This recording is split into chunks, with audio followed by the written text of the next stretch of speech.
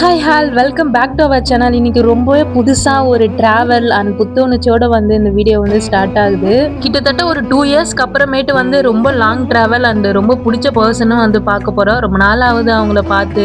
அதே இடத்துலயே அடுத்தடுத்து 2 ஃபங்க்ஷன் இருக்குது. எதுக்கு நம்ம அகெயின் அகெயின் போகணும், ஒரே டைம் போயிட்டு வந்தலாம் சொல்லிட்டு நினச்சிட்டு இருந்தேன். பட் ஐயப்பா விடலை, கண்டிப்பாக வரணும்னு சொல்லிட்டு எங்களை கூப்பிட்டுருக்காரு. சரி பரவாயில்லன்னு சொல்லிட்டு நாங்களும் வீட்டிலேருந்து கிளம்பிட்டோம். சண்டே மார்னிங் மலைக்கு போகிறாங்க. சாட்டர்டே நைட்டே நாங்கள் கிளம்பிட்டோம். அப்போ தான் மார்னிங் வழி அனுப்ப கரெக்டாக இருக்கும்னு கிளாம்பாக்கம்ல பைக் பார்க் பண்ணிவிட்டு அங்கேருந்து பஸ்ஸுக்காக வெயிட் பண்ணிட்டு இருந்தோம். ரொம்ப ஒஸ்ட்டு இந்த பஸ் ட்ராவல். எந்த பஸ் கேட்டாலும் போகாதுன்னு ஒரு 1 hour கிட்ட அங்கேயே வெயிட் பண்ணிட்டு இருந்தோம். ஃபைனலாக ஒரு பஸ்ஸு போகும்னு சொல்லிட்டு கூட்டமாக இருந்தாலும் பரவாயில்லன்னு சொல்லிட்டு ஏறி வந்துட்டோம். திண்டிவனத்துலேருந்து தம்பி எங்களை பிக்கப் பண்ணிட்டான். அப்படியே அங்கே போன கையோட எங்கேயாவது அவுட்டிங் போகலாம்னு சொல்லிட்டு ஒரு ரவுண்டு மாரி காரில் போயிட்டு வந்தோம். செம்ம ஜாலியாக இருந்தது. ரொம்ப நாளுக்கு அப்புறம் என்ஜாய் பண்ணோம். பஸ்ஸு மட்டும் எங்களுக்கு சீக்கிரமாக கிடச்சிருந்தா நாங்கள் இன்னுமே நல்லா என்ஜாய் பண்ணியிருப்போம். வெளியே போயிருப்போம், மூவிக்கெலாம் போகலான்னு சொல்லிட்டு பிளானு. ப்ளஸ் எங்களுக்கும் டயர்டு. ஒரு 3 hours கிட்ட ட்ராவல் இருந்தது. ரொம்ப டயர்டாயிடுச்சு. பஸ்ஸில் நின்றுட்டே வந்தது. இது சண்டே மார்னிங்கு. நைட்டு சரியாக தூங்கவே இல்லை. 1 o'clock வரைக்கும் நானே எங்கள் அண்ணன் பொண்ணு உட்காந்து பேசிகிட்டு இருந்தோம். அதே மாதிரி அவளும் என் கூட நல்லா பேசிட்டு விளையாடிட்டு இருந்தா. மறுநாள் காலையில் 4 மணிக்கெலாம் ஏஞ்சிக்கணும்னு சொல்லிட்டாங்க. இவளும் என் கூட ஏஞ்சி சீக்கிரமாக குளிச்சுட்டா. அதிசயமாக இருந்தது. பச்சை தண்ணிலே குழந்தை குளிச்சுட்டா. மார்னிங் பொழுது வெஞ்சதே தெரியல. ஃபேமிலியோட நாங்கள் முகூர்த்தத்துக்கு கிளம்புற மாதிரி காலையிலே சீக்கிரமாக ஏஞ்சி கிளம்பிட்டோமா. அப்படியே உட்காந்து கொஞ்ச நேரம் கதை அடிச்சுட்டு செம்ம குளிர் வர. மழை, சரியான மழை. காலையில் ஒரு 9 மணி வரைக்குமே மழை விடவே இல்லை. ஒரு பக்கம் சமையல் எல்லாமே அவங்க பண்ணிட்டு இருந்தாங்க. வேலை எதுவுமே எனக்கு இல்லை. ரொம்ப போரா இருந்தது. மேலே லொக்கேஷன் எல்லாமே நல்லா இருந்தது. விளாக் எடுக்கலாம் சொல்லிட்டு வந்தேன். அப்போ இவளும் என் கூட வந்துட்டா. நானும் வருவேன், நானும் பேசுவேன் சொல்லிட்டு நான் மைக் வச்சிருந்தேன். அதை அவள் பிடுங்கிட்டு வச்சுட்டு நோண்டிட்டு இருந்தா. இன்னொரு பக்கம் எங்கள் அம்மா ஃபோன் வச்சுட்டு இருந்தாங்க. அதை வாங்கிட்டு எனக்கும் ஃபோன் வாங்கினேன்னு சொல்லிட்டு அதை வச்சுட்டு யாரு கூடயா பேசிட்டு இருந்தா. ரொம்ப நாளுக்கு அப்புறமேட்டு ரொம்ப ஹாப்பியா இருந்தேன். எனக்கு அந்த மூமெண்ட் எதுவுமே என்னால மறக்கவே முடியாது. அவ கூட இருக்கும்போது நானே ஒரு குழந்தையாவே மாறிட்டேன். நான் அவ என்னென்ன பண்றாளோ அதே மாதிரி நானும் பண்ணிட்டு அவ கூட விளையாடிட்டு அவ சிரிக்கும் போது எனக்கு அவ்வளோ ஹாப்பியா இருந்தது. எனக்கு எவ்வளோ கஷ்டம் இருந்தாலும் அது எல்லாமே நான் மறந்துட்டு அவ கூட ஜாலியா இருந்த மாதிரி ஒரு குழந்தையா மாறி இருந்தேன். எல்லாருமே குழந்தையில எதுவுமே தெரியாம ஜாலியா விளையாடி இருப்போம்ல. இப்ப வளர்ந்ததுக்கு அப்புறம் தாங்க அவ்வளோ கஷ்டம். ஒரு 20 years பிஃபோர் எங்க அண்ணனுங்களும் என்னை இப்படிதான் வச்சு விளையாடிட்டு இருப்பாங்க. எங்க வீட்டுல மொத்தம் 5 பசங்க, ஒரே ஒரு பொண்ணு. நான் மட்டும்தான். எங்க பாப்பா கூட இப்பதான் 10 years ஆகுது பிறந்து. அவ்வளோ செல்லமா என்னை பாத்துக்கிட்டாங்க. அவ்வளோ என்னை பொண்ணு பொண்ணுன்னு சொல்லிட்டு வச்சுக்கிட்டாங்க. அது எல்லாமே என்னால மறக்கவே முடியாது. இந்த சின்ன வயசுலலாம் காலாண்டு லீவு, அரையாண்டு லீவுலாம் விட்டா 10 நாள் இருக்கும்ல. அதுல எங்க பெரியம்மா எங்க வீட்டுக்கு கூட்டு போறேன் எங்க பொண்ணு, எங்க சித்தி எங்க வீட்டுக்கு கூட்டு போறேன்னு சொல்லிட்டு 2 பேருமே போட்ட போட்டி போடுவாங்க. அதே மாதிரி எங்க அண்ணனுங்களும் அவ்வளோ பாசமா இருப்பாங்க. அதெல்லாம் மறக்கவே முடியாது. அவங்க மடியில விளையாடிட்டு இருந்தது, அவங்க ட்ரெஸ் நான் போட்டுட்டு இருந்தது. இப்ப எல்லாருக்குமே மேரேஜ் ஆயிடுச்சு. எல்லாருமே அவங்கவுங்க ஃபேமிலி பார்க்க கரெக்டா இருக்கு. எனக்கே நானே ரொம்ப நாள் கழிச்சு இங்க வரேன். பட் அது ஞாபகம் எல்லாமே எனக்கு இங்க வந்தவொடனே வந்துடுச்சு. ஒரு ஃபேமிலில பசங்க நிறைய பேர் இருக்கும்போது, பொண்ணுங்க ஒரே ஒரு பொண்ணு இருக்கும்போது, அந்த பொண்ண அவங்க எப்படி பார்த்துப்பாங்க, எந்த அளவுக்கு வச்சுப்பாங்கன்னு சொல்லிட்டு எல்லாருக்குமே நடந்திருக்கும். எனக்கும் அப்படிதான் இருந்தது. பட் அது எல்லாமே ஒரு காலகட்டம் வரைக்கும் தான் இருந்தது. அதுக்கப்புறம் நாங்க சென்னைக்கு வந்துட்டோம். அவங்க ஒரு இடத்துக்கு போயிட்டாங்க. அதுக்கப்புறம் போவே முடியல. நமக்கும் கமிட்மெண்ட் அதிகமா இருந்துச்சு. இவள நான் தூக்கியே வச்சுட்டு இருக்கணுமா, கீழே விட்டாலே தூக்கு தூக்குன்னு சொல்லிட்டு இருந்தா. எங்க அம்மா போன் அவ கையில வச்சுட்டு எங்க ஆயா போனு நீ எப்படி வீடியோ எடுத்துட்டு இருக்கியோ நானும் கேமரா எடுக்க போறேன்னு சொல்லிட்டு என்கிட்ட காட்டி காட்டி இது பண்ணிட்டு இருந்தா. அவளுக்கு எப்படி அதை ஆன் பண்றதுன்னு தெரியல. சுவிட்ச் ஆஃப் பண்ணி தான் கொடுத்தேன். கரெக்டா 10 o'clock போல சாமி வேலை எல்லாமே முடிஞ்சிருச்சு. சமையலும் ரெடி பண்ணிட்டாங்க. இருமுடி கட்டுறதுக்கும் லேட் ஆயிடுச்சு. மார்னிங்கே 7 o'clock கட்டுறேன்னாங்க. பட் மழையால தள்ளி போயிடுச்சு. இவங்களுக்கும் வேலை முடிக்கிறதுக்கும் கரெக்டா இருந்தது. சாமிக்கு எல்லாமே படைச்சிட்டு வீட்ல இருந்து பாத பூஜை பண்ணி கோயிலுக்கு போனோம். வீட்ல இருந்து கோயிலுக்கு கிட்டத்தட்ட ஒரு 4 கிலோமீட்டர் கிட்ட இருக்கு. எங்க அண்ணா 2 பேர் மாலை போட்டிருந்தாங்க. தம்பி ஒருத்தவங்க போட்டிருந்தாங்க. எங்க அண்ணாவுக்கு அத்தை பையன் ஒருத்தவங்க மாலை போட்டிருந்தாங்க. மொத்தமா இவங்க வீட்ல இருந்து 4 பேரு. ஸோ எல்லா சைடு இருந்துமே ரிலேஷன் அதிகமாவே வந்திருந்தாங்க. நாங்க இந்த வருஷம் தான் ஃபர்ஸ்ட் டைம் போறோம். அவங்க கிட்டத்தட்ட 10 வருஷமா மலைக்கு போயிட்டு இருக்காங்க. எங்களால போக முடியல. இந்த டைம் ஐயப்பா எங்களை வர வச்சுட்டாருன்னு சொல்லிட்டு அதுவே எங்களுக்கு சந்தோஷமா இருந்தது.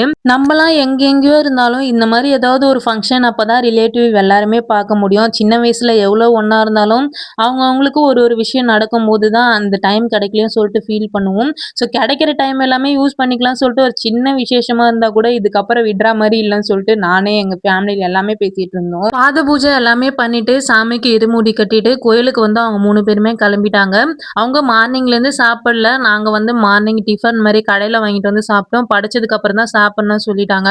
எங்களுக்கு பசி தாங்க முடியல. நைட் ஃபுல்லா தூங்கவே இல்ல. அதனால கடையில வாங்கிட்டு வந்து சாப்பிட்டு, அவங்களுக்கு செஞ்ச சாப்பாடு அவங்க கோயிலுக்கு போனதுக்கப்புறம் நாங்களும் பின்னாடி எடுத்துட்டு அவங்க பேக் பண்ணி வச்சது எல்லாமே எடுத்துட்டு கிளம்பிட்டோம். இந்த கோயில் வந்து திண்டிவனம்ல செஞ்சி பஸ் ஸ்டாப்பாண்ட இருக்கு. இது வந்து ஒரு அங்காளம்மன் கோயில். ஐயப்பன் கோயில் வந்து அங்க இல்லன்னு நெனைக்கிறேன். நான் சரியா கேட்கல.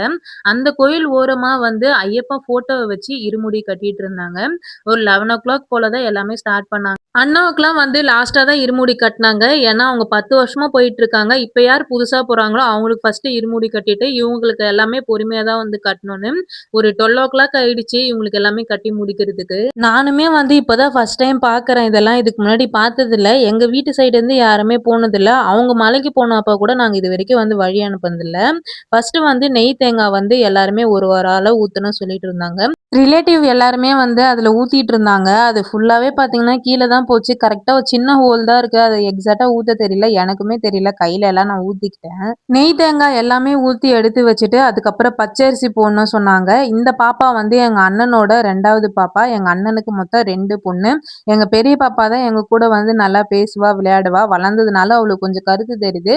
சின்ன பாப்பாக்கு இன்னும் தெரியல. அவங்க தாத்தா, அவங்க அப்பா, அம்மா அது மட்டும் தான் உலகம் சொல்லிட்டு இருக்கிறா. நாங்க எதனா கிட்ட போனா கூட குழந்தை ரொம்ப அழுவும். ஸோ நாங்களும் வந்து விட்டுட்டோம். வளர்ந்ததுக்கு அப்புறம் வருவான்னு சொல்லிட்டு. அங்க வந்த ரிலேட்டிவ்லயே நாங்க தான் வந்து நெறைய பேர் வந்திருந்தோம். ஏன்னா ஒரே ஃபேமிலில வந்து 4 பேர் வந்து இருமுடி கட்டுறதுனால, பாதி நெய் காலி ஆயிடுச்சு. பாதி பச்சரிசி காலி ஆயிடுச்சு. எல்லாருமே வந்து ஒரே ஒரு டைம் அரிசி போட்டாங்க. பட் எங்க ரிலேட்டிவ் எல்லாருமே வந்து 3 டைம் கிட்ட கைய காட்டி காட்டி போட்டாங்க. அது என்ன ஒரு இதுன்னு தெரியல.